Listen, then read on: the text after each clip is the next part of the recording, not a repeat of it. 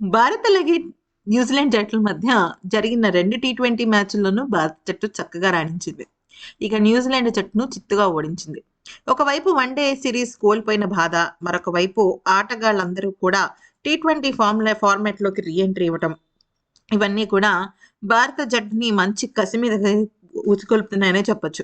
దీంతో దెబ్బకి న్యూజిలాండ్ జట్టు ఆటగాళ్లు భారీ స్కోర్ చేసినప్పటికీ కూడా వాళ్ళు దాన్ని నిలబెట్టుకోలేకపోయారు. అయితే ఇక 2 టీ20 మ్యాచ్‌ల తర్వాత మూడవ టీ20 ఆదివారం గౌహటి వేదికగా జరగబోతోంది. ఈ మ్యాచ్‌కు ముందు న్యూజిలాండ్ జట్టుకు సంబంధించిన కొంతమంది మాజీలు న్యూజిలాండ్ జట్టు ఆటగాడికి ఒక స్వీట్ వార్నింగ్ అయితే ఇచ్చారు. ముందుగా ఈ ఆటగాడు రాస్ టైలర్ ఏమన్నాడంటే, "ఈ సిరీస్ న్యూజిలాండ్ జట్టు ఆటగాళ్ళకి చాలా కీలకం. రాబోయే టీ20 వరల్డ్ కప్ భారత్‌లోనే కొన్ని వేదికలను సెలెక్ట్ చేసుకొని ఆడాల్సి ఉంటుంది. భారత్ అలాగే శ్రీలంక జట్లు పిచెస్ పైన అంటే గడ్డ పైన ఆడాల్సి ఉంటుంది. సో, ఆ టైంలో గనుక చూస్తున్నట్టయితే ఈ సిరీస్‌ని న్యూజిలాండ్ జట్టు ఆటగాళ్ళు సద్వినియోగపరుచుకోవాలి. కానీ వాళ్ళ ఆట తీరు చూస్తుంటే అస్సలంటే అసలు ప్రభావం చూపించలేకపోతున్నారు. ముఖ్యంగా బౌలర్లు అస్సలు రాణించలేకపోతున్నారు. ఒక పక్కన ఒక పక్కన ఇషాన్ కిషన్, అలాగే ఇంకొక పక్కన సూర్యకుమార్ యాదవ్ ఇద్దరు రాణిస్తున్నారు. అయితే ఇక మూడో ఓవర్‌లో జరిగిన తప్పిదాన్ని వాళ్ళు అడ్వాంటేజ్‌గా తీసుకున్నారు. టీ20 ఫార్మాట్ అంటేనే అంతే. ఒక చిన్న బంతి, ఒక చిన్న ఓవర్ లేదంటే ఒక నో బాల్ ఇలాంటివి రకరకాలుగా పరిస్థితుల్ని మార్చేస్తాయంటూ చెప్పాడు. ఇక బ్రెండన్ మెక్‌లమ్ మాట్లాడుతూ ఏమన్నాడంటే, న్యూజిలాండ్ అలాగే భారత జట్ల మధ్య ఆట తీరు చూస్తుంటే నాకెందుకో టీ20 వరల్డ్ కప్‌లో ఫైనల్స్ కూడా న్యూజిలాండ్ అలాగే భారత ఆటగాళ్ళే వెళ్తారేమో! ఈ 2 జట్లే ఫైనల్స్‌లో తలపడతారేమో అనిపిస్తుంది.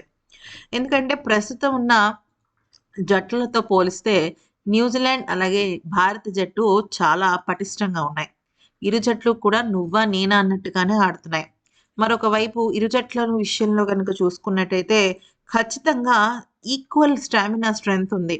బౌలర్స్ విషయంలో, ఆల్ రౌండర్స్ విషయంలో అలాగే ప్రతి ఒక్క అంశంలోనూ న్యూజిలాండ్ అలాగే భారత జట్ల మధ్య గట్టి పోటీ ఉంది. అలాంటి సమయంలో ఖచ్చితంగా నువ్వా నేనా అన్నట్టుగానే ఈ పోటీ ఉంటుందని నాకనిపిస్తోంది. అయితే ఇక ఆ తర్వాత కెన్ విలియమ్సన్ వ్యాఖ్యానిస్తూ, సూర్యకుమార్ యాదవ్ కెప్టెన్సీ చాలా బావుంది. వ్యక్తిగతంగా తన స్కోర్ కూడా చాలా డెవలప్ అయింది.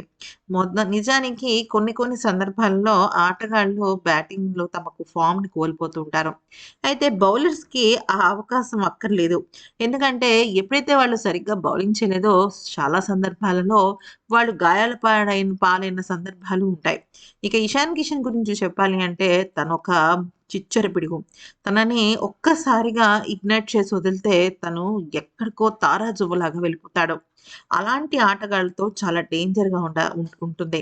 ఎందుకంటే వీళ్ళు బౌలర్ చేసే చిన్న తప్పును కూడా వాళ్ళ అడ్వాంటేజ్‌గా మార్చుకుని దుమ్ము దులిపేస్తారంటూ పేర్కొన్నాడు. ఇక భారత జట్టు గురించి న్యూజిలాండ్ ఆటగాళ్ళు అంటే ప్రస్తుతం ఉన్న ఆటగాళ్ళు కూడా చాలా భయాన్ని వ్యక్తం చేశారు.